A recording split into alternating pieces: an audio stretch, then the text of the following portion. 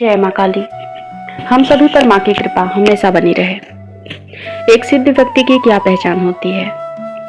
हम और आप भी एक सिद्ध व्यक्ति हो सकते हैं। ये जरूरी नहीं कि जो दिखावा कर रहा है, जिसके वस्त्र उस तरह से है, रहन सहन उस तरह से है, जो कि हम देखते हैं आमतौर पे। हमें लगता है कि जो विरक्त है दुनिया से, जो संन्यास ले चुका है, वही एक पूर्ण सिद्ध व्यक्ति होता है।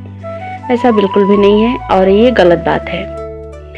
पूर्ण सिद्ध व्यक्ति हम में से, आप में से भी कोई हो सकता है। मैं कुछ बातें आपके साथ शेयर करने वाली हूँ। आप जरूर देखिए, आपके अंदर देखिए।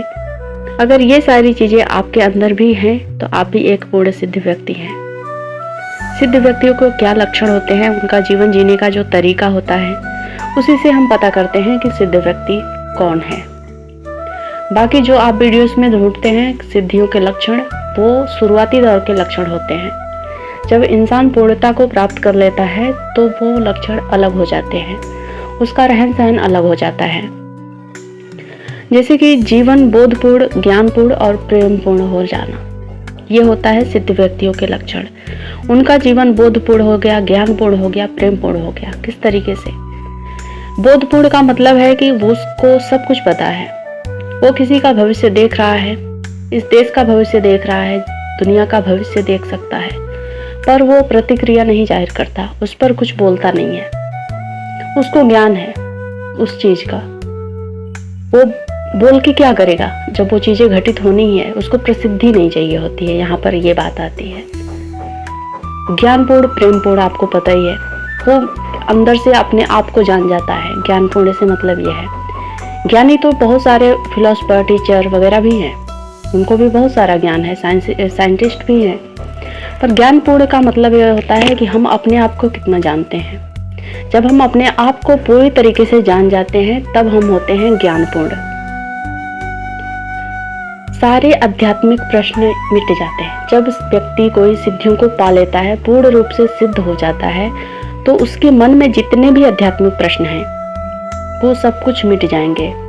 ना वो किसी लक्षण को ढूंढेगा, ना किसी मंदिर मस्जिद में जाएगा ईश्वर को ढूंढने, तो वो स्वयं सब कुछ समझने लग जाता है। जैसे कि इंसान, बहुत सारे लोग हैं ना कि बहुत सारे अपने दरबार में जाते हैं, बहुत सारे लोग जो चौकियाँ लगाते हैं उनके पास जाते हैं जानने के लिए, या फिर किसी साधु महात्मा कोई दो चार बातें ज्ञान की कर दिया तो उसके पास हम एक इच्छा लेकर पहुंचते हैं कि वो हमारे बारे में कुछ बताए, हमें कुछ बताए।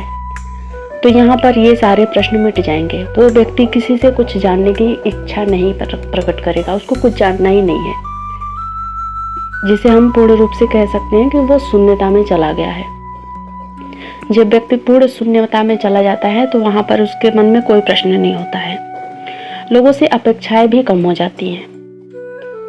पहले या फिर जो भी हम समाज में जीते हैं, वहाँ पर आप देखेंगे कि अगर कोई किसी की मदद करता है तो मदद की उम्मीद करता है, तन मन धन से जो कुछ भी करता है ना, उसकी अपेक्षाएं उसको रखता है कि मुझे भी ऐसा चाहिए। लेकिन जब व्यक्ति सिद्ध हो जाता है तो उसके मन में कोई अपेक्षा नहीं है। वो किसी भी कार्य को करके छोड़ देगा, किसी की हेल्प करके छोड़ देगा, उसको वापस रिटर्न कुछ भी नहीं चाहिए होता है। उसका विचारधारा, भावधारा, ये सब कुछ बदल जाता है। विचारधारा तो हर एक इंसान का अलग अलग होता है। हर इंसान अपने विचारधारा से ही जीता है। हर किसी का विचारधारा अपने धर्म को लेकर अलग होता है, दुनिया को देखने का लेकर अलग होता है। लेकिन जब व्यक्ति सिद्ध हो गया ना, तो उसको सिर्फ एक ही विचारधारा, एक ही भाव में रहना है, ईश्वर के भाव में, परमात्मा के भाव में। वो उसी को जानने की कोशिश करेगा, ना किसी धर्म को जानने की कोशिश करेगा, ना किसी इंसान को जानने की कोशिश करेगा। वो सिर्फ अपने परमात्मा को जानने की कोशिश में लगा रहेगा। द्वैत अद्वैत की भावना भी विकसित हो जाती है। द्वैत अद्वैत का मतलब होता है जो हम भेदभावपूर्ण जीवन जीते हैं, हर चीज में भेदभाव करना। भेद करने का क्या मतलब है? हम हर चीज को सर्टिफिकेट के माध्यम से देखते हैं। जैसे कि हमने मूवी देख लिया, ईश्वर के ऊपर दो चार प्रश्न चिन्ह लग गए तो हमने मान लिया कि यही सत्य है। अब जब तक हमें सर्टिफिकेट नहीं कोई देगा तब तक हम नहीं मानेंगे कि ईश्वर है। तो यहाँ पर द्वैत अद्वैत की जो भावना है वो खत्म हो जाती है। वो सब कुछ जान चुका है। प्रकृति से प्रेम भी बढ़ जाएगा। आप देखेंगे ऐसे व्यक्ति अकेले रहना पसंद करते हैं। आप भी हो सकते हैं। आप भी अगर आपको लगता है कि हमें अकेले रहना है, पहाड़ों में जाना है, इस दुनिया संसार में रहना नहीं है, पेड़ों के पास बैठना आपको अच्छा लगता है, जीव जंतु पक्षियों को देखकर खुशी मिलती है, तो भी आप एक सिद्ध व्यक्ति हैं। आप सिद्धता की ओर बढ़ रहे हैं। आपका मन स्थिर हो जाता है। मन में हजारों भाव, मन में हजारों दुख, मन में हजारों, अगर मान लीजिए कि कोई व्यक्ति को ढेर सारे इकट्ठे कोई बोनस मिल गया, या फिर किसी को लॉटरी लग गई, या फिर कोई अचानक से घर में खुशियाँ आई, तो वो खुशियों को बहुत जाहिर करता है। जब जाहिर करेगा पूरे सोशल मीडिया पे, अपने घर परिवार में सबको बताएगा। दुख आया तो भी इसी तरीके से करेगा। लेकिन जिसका मन स्थिर हो जाता है वो इन सब चीज़ों से दूर हो जाता है। वो ये सब चीज़ें प्रकट नहीं करेगा, क्योंकि वो एक शरणागति भाव में जी रहा होता है। उसको सुख मिला तो भी ईश्वर को समर्पित, दुख मिला तो भी ईश्वर को समर्पित।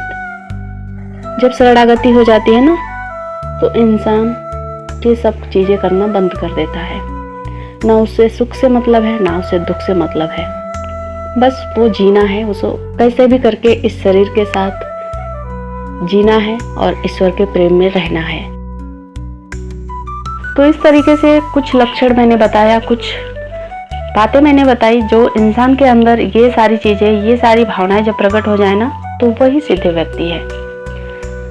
ऐसा चोला ओढ़ लेने से या फिर वेशभूषा बना लेने से सिद्धियों को नहीं पाया जा सकता। बहुत सारे इंसान सिंपल लाइफस्टाइल में रहते हैं अपना जीवन, जैसे कि रतन टाटा ने, क्या वो एक सिद्ध व्यक्ति नहीं थे? अब्दुल कलाम, क्या वो सिद्ध व्यक्ति नहीं थे? वो लोग भी सिद्ध व्यक्ति ही थे। ऐसे व्यक्ति जो जग जाहिर नहीं करते हैं कि मैं बहुत सिद्ध हो चुका हूँ।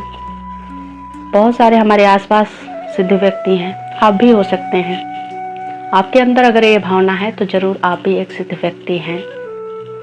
और सिद्धता का कोई मापदंड नहीं है, कोई पैमाना नहीं है। जय माँ काली।